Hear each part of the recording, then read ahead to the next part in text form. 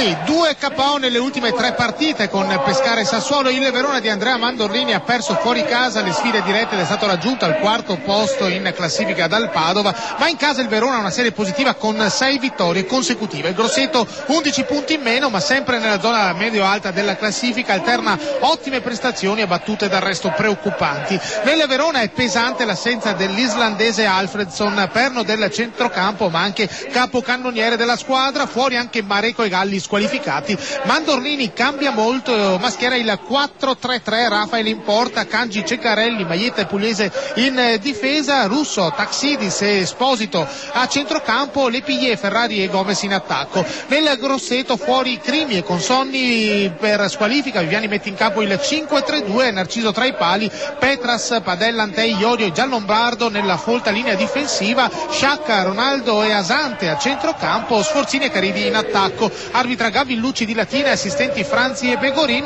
Anche qui a Verona fa molto freddo, la temperatura è sotto lo zero, il terreno di gioco in parte è ghiacciato anche se è stato coperto con i teloni fino a poco prima della partita, ma ci sono lo stesso 7-8 mila spettatori, segno del grande entusiasmo che si sta vivendo qui a Verona. Studio.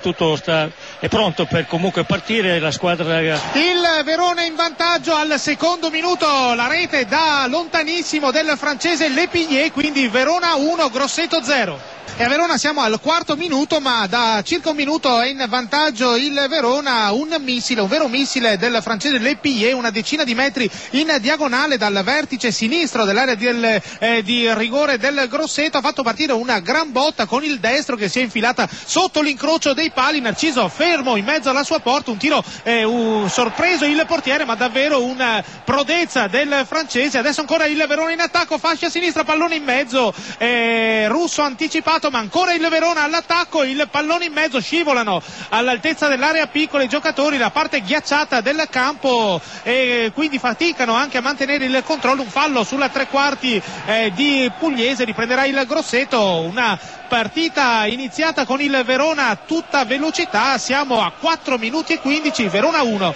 Grosseto 0, linea allo studio. E intanto Livorno Varese 1-1 e poi a Reggio Calabria. Il 2-0 del Verona, ancora un gran tiro da lontano del francese Lepillier, quindi Verona 2, Grosseto 0 al 38° minuto. E qui invece siamo entrati nel 44° minuto, il Verona in vantaggio sul Grosseto per 2-0, secondo gol e doppietta personale e un'altra magia del francese Lepillier che ha chiesto palla a 3 metri fuori dall'area di rigore in posizione abbastanza centrale, ha controllato, gran botta, palo interno e ancora una volta Narciso battuta, ma anche questa volta un tiro molto preciso e molto potente, imparabile per il portiere toscano. Terzo gol del francese che in questo campionato ha giocato solo 110 minuti, media gol davvero straordinaria. Poco dopo pericoloso il Grosseto, ancora con Caridi che ha cercato il diagonale, la deviazione in tuffo decisiva di Rafael, dall'altra parte conclusione di controbalzo di Russo con il destro, palla che ha sfiorato il palo alla destra di Narciso. 44 minuti giocati, Verona 0, Verona 2, Grosseto 0, linea allo studio. Torino che adesso si ripropone ancora. È finita a Verona, il Verona ha battuto il Grosseto per 2-0. A te.